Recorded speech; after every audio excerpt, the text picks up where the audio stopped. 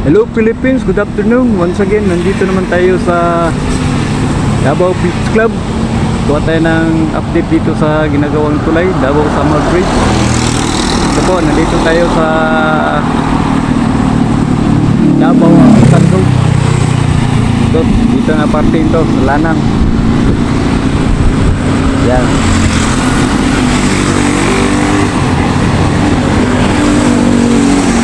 Ito po, tabako daw po ito.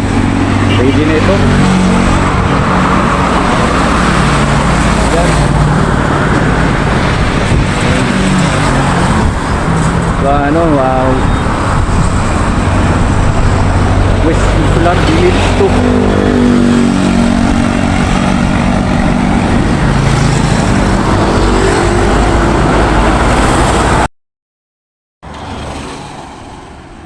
Okay, punta tayo dun sa loob, sa may Lanang Playa. Kuha tayo ng update doon.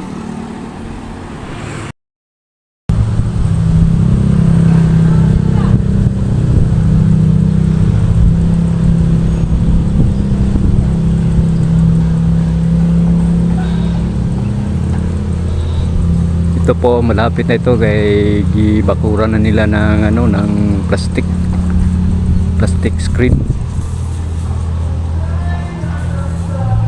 Kasi yung nakarang araw sinipsipan nila ito ng tubig, tapos ready na yung ready na yung pangmating nila, oh. Yan, oh. At saka doon din sa kabila.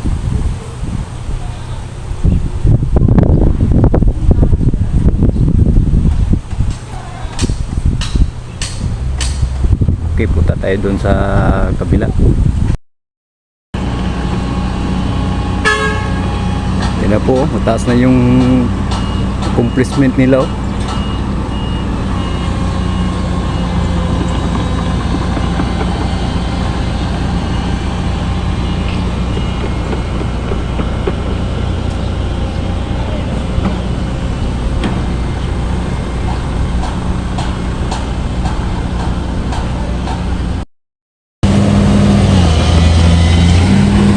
Gina-scrape ng bako yung airfill, batag niya.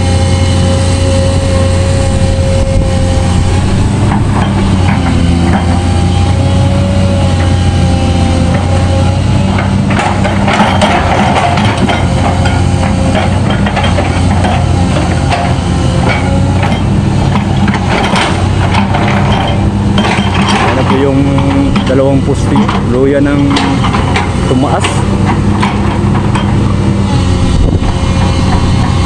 Masipag kasi yung Chinese workers, eh. Saka yung mga Filipino workers, masipag din. Trabaho sila ng araw at saka gabi, mag-overtime sila.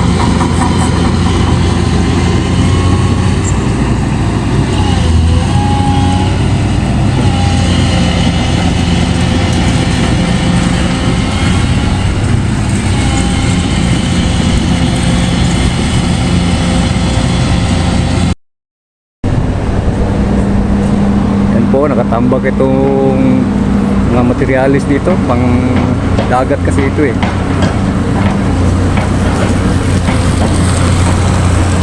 Yung poste ng dagat.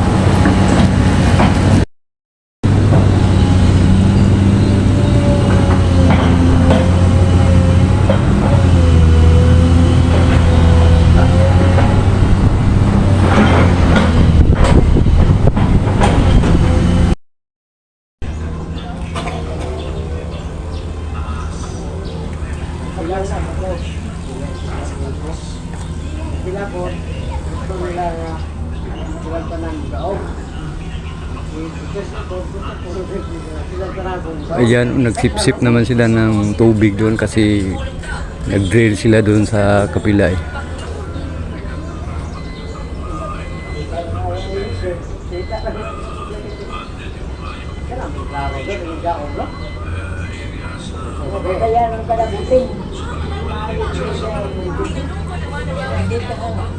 Yan, no?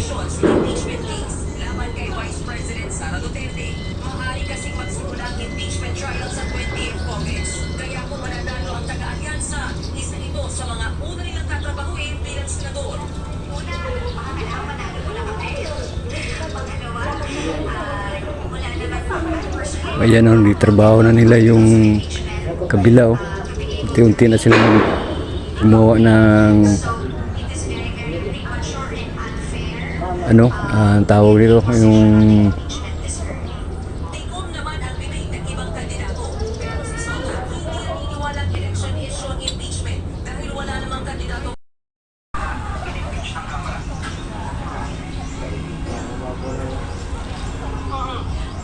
Wala siya sa press conference kanina, pero dito siya sa Big Off Rally natin ulang nakita.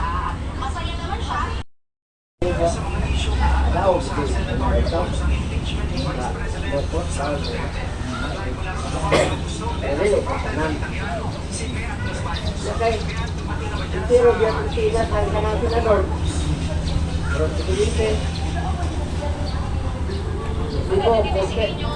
Wala sa ibang mga entablado, si Pangulong Bongbong Marcos, pero dito sa Ilocos Norte.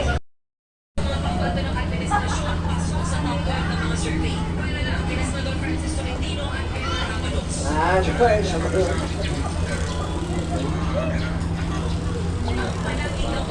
ito na po yung mga accomplishment nila oh.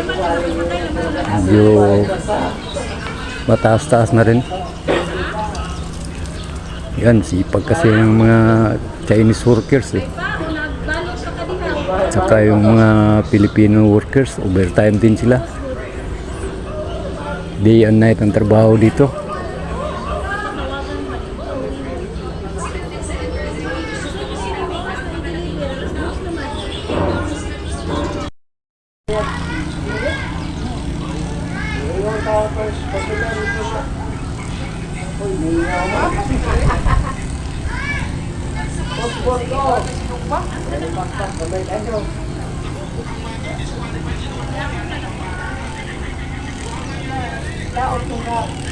Ako manalo.